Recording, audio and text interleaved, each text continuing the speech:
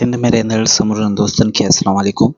जी त दोस्तों inter class जा जेके लेक्चर आहिनि उहो अपलोड करे रहियो आहियां, जंहिंमें असां सबक़ 6 खे जेको आहे कल्ह मुकमल कयोसीं मश्क़नि समेत।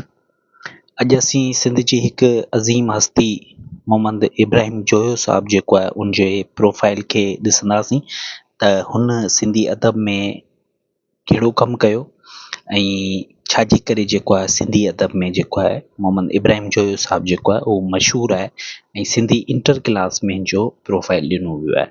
सो सबक़ 7 जी जेका शुरूआति आहे उनमें जेको सबक़ ॾिनल आहे इंसान शयुनि जी दुनिया में, इहो मोहम्मद इब्राहिम जोयो जेको आहे इन सबक़ जो मुसनिफ़ आहे।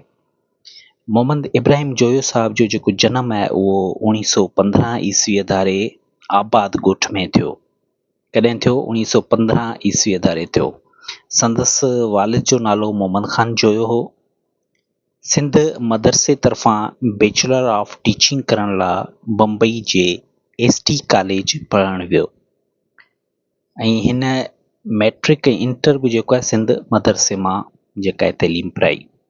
1954 ईस्वीअ धारे सिंधी अदब जे वाधारे लाइ मरकज़ी सलाहकार बोर्ड मौजूदा जेके सिंधी अदबी बोर्ड चयो वञे थो उहो क़ाइमु थियो त खेसि सेक्रेटरी मुक़ररु कयो वियो। मतिलबु त 1954 ईस्वी धारे जेको आहे उहो सिंधी अदबी बोर्ड जो जेको आहे सेक्रेटरी थी रहियो। सिंध टेक्स्ट बुक बोर्ड जो पहिरियों सेक्रेटरी पिणु मुक़ररु थियो। पाण सिंध टेक्स्ट बुक बोर्ड में जॾहिं कमु कंदो हो त सिंधी प्राइमरी तइलीम जी बुनियाद ऐं ओसर लाइ जेको आहे उहो तमामु घणो कमु कयो।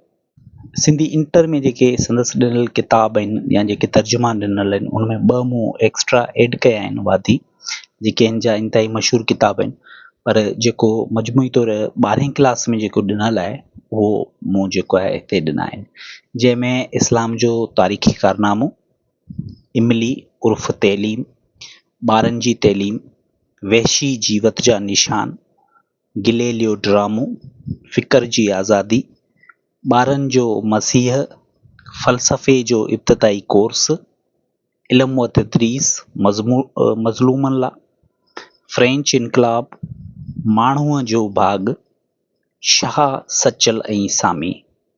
संदसि नाले पुठियां सिंध हुकूमत सक़ाफ़त खाते तरफ़ां मोहम्मद इब्राहिम जोयो ट्रांसलेशन ब्यूरो पिणु क़ाइमु कयो आहे। मोहम्मद इब्राहिम जोयो 2017 ईस्वी में वफ़ात कई। सिंधी 12वीं क्लास में सबक़ इंसान शयुनि जी दुनिया में संदसि किताब माण्हू जो बाग़ तां जेको आहे इहो सबक़ खयो वियो आहे। ऐं मोहम्मद इब्राहिम जोयो जेको आहे शेख अयाज़ जो इंतिहाई हमअसर हो ऐं केतिरा ई जेके ख़त आहिनि शेख अयाज़ उहे मोहम्मद इब्राहिम जोयो ॾांहुं लिखिया, जेको इंशाअल्लाह इंटर जे ई हिकिड़ो शेख अयाज़ जो सबक़ आहे उनमें ई पाण पढ़ंदासीं। सो अॼु जे लाइ एतिरो ई हो। इंशाअल्लाह सुभाणे जेको आहे सबक़ 7 जी मश्क़नि समेत हाज़िर थींदसि। तेसीं ताईं पंहिंजो ख़्यालु रखिजो। अल्लाह हाफ़िज़। सिंध सलामत, साथ सलामत।